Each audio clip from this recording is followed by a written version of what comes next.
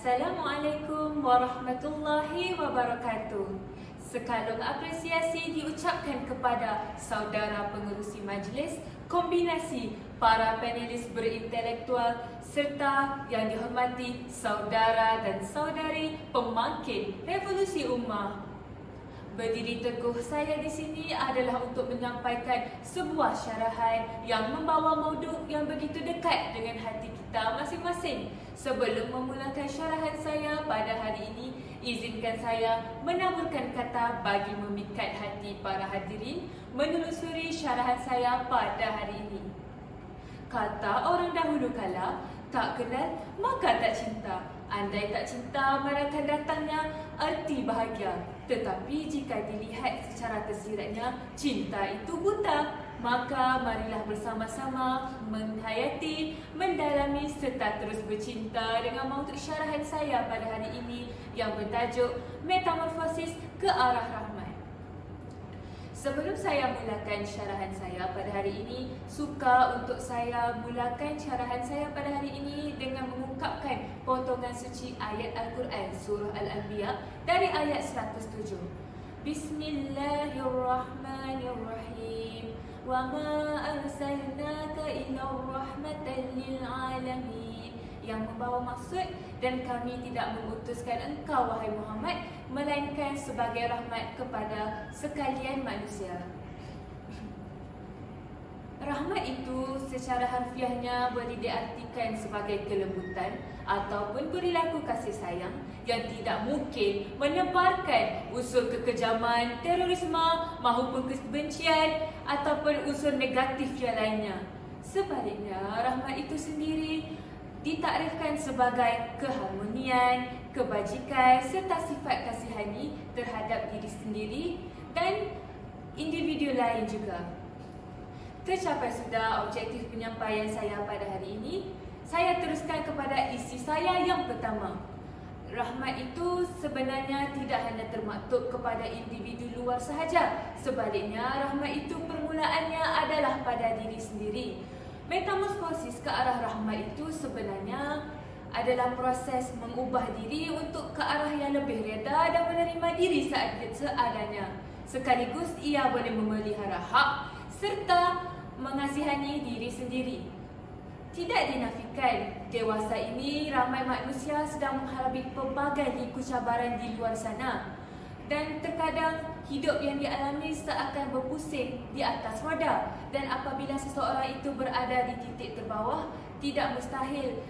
Dan apabila seseorang itu berada di titik terbawah, dia tidak akan dapat lari daripada menanggung beban yang menikam batinnya. Mungkin ada yang pada saat ini bertanya mengapakah alur jalan untuk menuju kejayaan tidak semudah seperti yang disangkakan. Dan ada juga mungkin ada di antara kita pada ketika ini yang batinnya sedang beracau-racau, hatinya bagaikan ditusuk sembilu menahan luka. Dan ada yang pada ketika ini sedang merintih mencari cara agar Tuhan menghapus segala deritanya. Apabila tidak lagi mampu bertahan, manusia mudah digurung dengan pelbagai aura negatif yang akan menjerumuskan diri mereka untuk melakukan kepada perkara mencelakakan diri sendiri, seperti mencederakan diri hanya untuk ingin memberi sedikit kelegaan kepada penderitaan mereka. Sidang hadirin yang dihormati sekalian, bukankah mencederakan diri itu Sidang hadirin yang dihormati sekalian, bukankah Allah Subhanahu wa Ta'ala telah pun menciptakan kita seelok-eloknya kejadian manusia? Manusia yang mempunyai cukup sifatnya dan sempurna di mata Tuhan. Andai kita mencederakan diri kita, melukai diri kita, tidakkah ia bermakna kita telah mensia-siakan ciptaan dan karya Allah? Benar, tidak mudah untuk meredakan batin yang tersiksa maupun amarah yang melanda.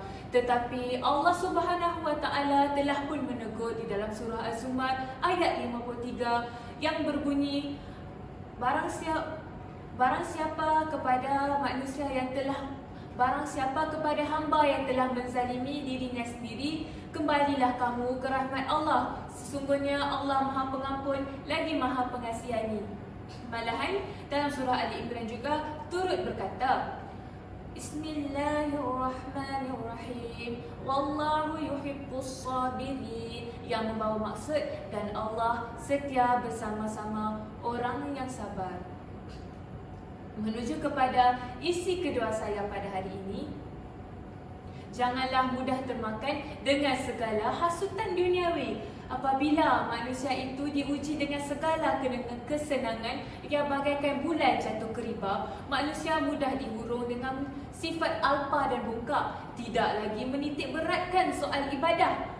Manusia lebih rela berfoya-foya dan menghabiskan waktu menyelesaikan tugas tanpa memikirkan dan menitik beratkan soal ibadah. Tetapi bukankah Allah Subhanahu Wa Taala menciptakan kita di atas muka bumi ini sebagai khalifah untuk diri kita sendiri? Allah menciptakan kita untuk beribadah kepadanya dan melakukan perintah tidak lain selain daripadanya.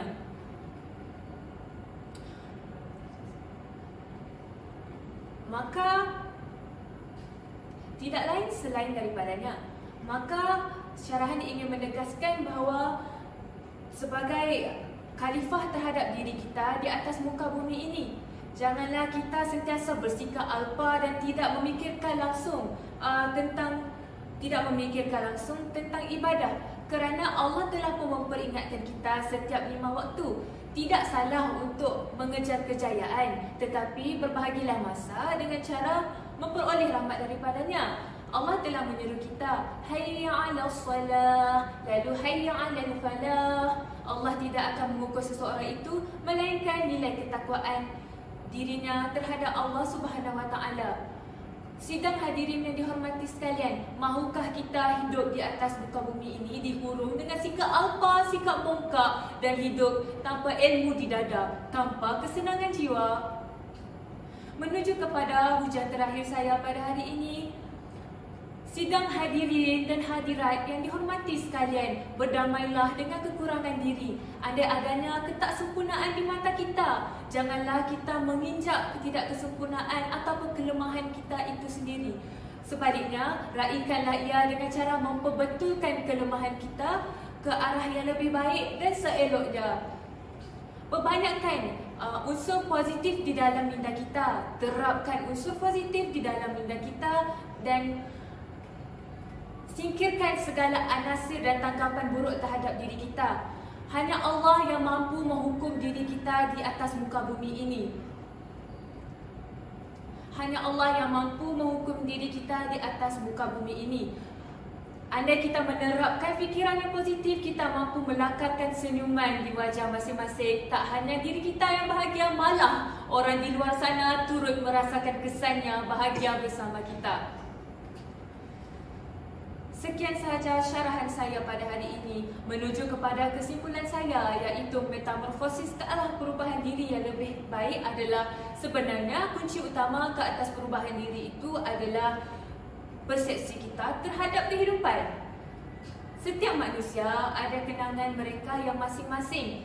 Kenangan yang pastinya ada pasang dan surutnya sendiri. Jika kita boleh bergembira, tersenyum, memikirkan tentang kenangan yang manis pernah kita hadapi, bagaimana jika kita turut bersabar menghadapi segala pengalaman pahit, kerana pada dasarnya kenangan itu adalah benda yang sama. Allah telah menciptakan pelbagai inisiatif buat manusia di muka bumi ini untuk menghadapi sesuatu cabaran. Tinggal kita yang hanya akan menentukan alur jalan mana yang hendak kita kehendaki, sama ada alur jalan negatif yang bakal mencelakakan diri kelak ataupun kita menghadapi cabaran itu dengan sabar dan bergembira di taman syurganya nanti. Sekian sahaja daripada saya. Elok tempawan diukir terselah, buat taruhkan milik kekanda, jodoh ketentuan milik Allah. Penuh